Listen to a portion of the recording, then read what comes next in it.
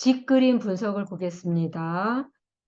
이 집은 대부분 어떤 피검자의 현실의 집, 또 과거의 집, 원하는 집, 혹은 이것들의 혼합이에요. 근데 이 집은 사실은 어머니에 대한 느낌, 엄마에 대한 느낌이 어떤지가 이 집으로 표현되는 경우가 많아요. 그래서 피검자의 자기 지각, 가정 생활의 질, 혹은 가족 내에서 자신에 대한 지각을 반영하는 거죠. 우리가 이 집을, 여기 이렇게 집이 있잖아요. 이 집을 평가할 때 이런 지붕이라든지 벽, 문, 창 등을 어떻게 그렸느냐를 유의하게 봐요. 집 이 자체에 이 굴뚝은 있는지, 벽은 견고한지, 창문은 있는지, 커튼은 있는지 이런 거를 보고, 또 아니면 집 주변에 또 울타리를 그리는 경우도 있어요. 이 경우에는 이제 보호 욕구가 강한 사람들은 집을 그리고 좀 울타리를 그리는 경향이 있어요.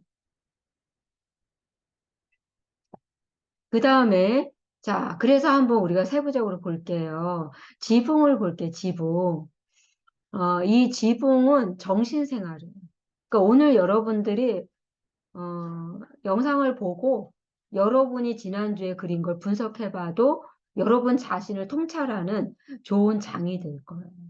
메모를 해두세요. 지붕은 정신생활, 특히 내가 공상의 영역을 상징해. 공상. 예를 들어서 과도하게 큰 지붕 있죠. 지붕이 그냥 과하게 큰 경우, 이 경우에는 한상에 몰입되어 있고 외부 대인 접촉으로부터 철수되어 있는 거죠. 그러니까 사람들하고 접촉하는 걸 싫어하는 거예요. 그리고 그냥 한상 속에 이제 살고 있는 거죠. 그런 경우에는 이제 과도하게 큰 지붕을 그려요. 이런 경우 있죠. 지붕이 전부인 그림이 있어요. 집을 그렸는데 지붕이 전부예요. 지붕이 전부예요. 이거는 공상적인 세계 내에서 생활하고 있다라는 거죠. 사실 이렇게 코로나 여파 계속 이어지고 또 이게 현대로 넘어오면서 그 혼자 사는 사람들이 많아졌잖아요. 그러다 보니까 사실은 이렇게 공상 속에서 살고 있는 사람들이 의외로 많아요. 그리고 지붕이 아예 없거나 벽의 양끝을 연결해 한 줄로 그린 지붕이 있어요. 그 지붕을 이렇게 그리지 않고 그냥 선으로 그린 경우 있잖아요. 아니면 지붕이 아예 없거나 이런 경우에는 이거 심각해요. 지능지체, 정신지체이거나 심각한 성격이 위축되어 있을 경우가 있어요. 이런 경우에는 좀 더 아주 심층적인 상담을 요하죠. 그 다음에 벽을 보겠습니다. 이 벽이 굉장히 중요한 의미를 상징해요. 피검자의 자아 강도에 대한 정보예요. 이 사람이 자아가 강한지 안 한지, 이게 정말 견고한지 안 한지를 보여주는 거예요. 제가 최근에 솔로 탈출을 아주 열심히 보고 있어요. 실버 솔로 탈출. 근데 거기서 나오는 8분의 어르신들의 삶을 보니까 정말 눈물이 날 정도로 아픈 삶을 사신 분들도 있더라고요.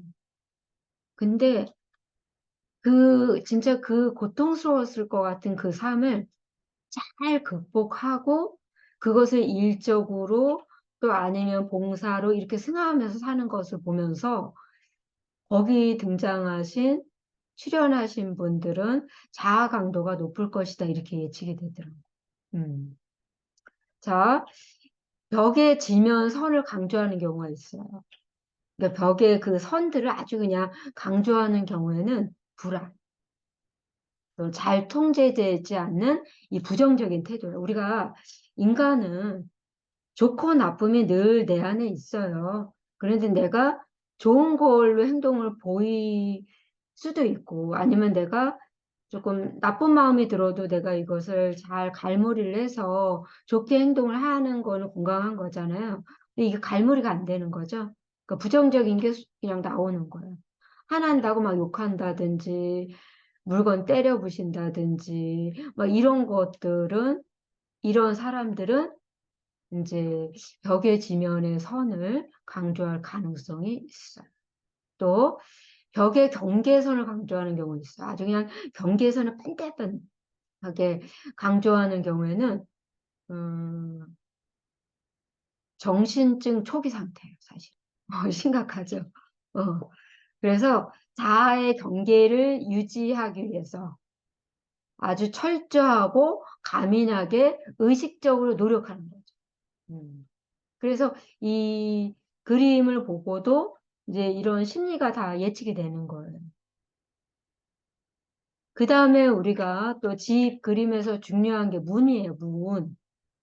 그러니까 이 문은 환경과의 직접적인 상호작용을 나타내는 부분이고, 피검자의 어떻게 보면 대인관계의 어떤 태도예요. 내가 인간관계를 어떻게 하는지, 그 피검자의 대인관계를 볼 수 있는 게 그 집 그림에서 문이거든요. 근데 문이 없어요. 집 그림을 그렸는데 문이 없어요. 이건 뭘까요? 심리적 접근 불가, 철수 경량, 고립감, 가족 내 거리감을 느끼는 거죠. 가족이 있어도 나는 그냥 외톨이일 가능성이 있는 거. 또 과도하게 문이 큰 경우 있잖아요. 이런 경우에는 타인에게 매우 의존적, 또 사회적 접근을 통해 타인에게 인상적인 존재가 되고 싶은 욕, 이런 욕구가 강렬할 때는 이제 창문의 크기가 굉장히 큰 거죠. 음.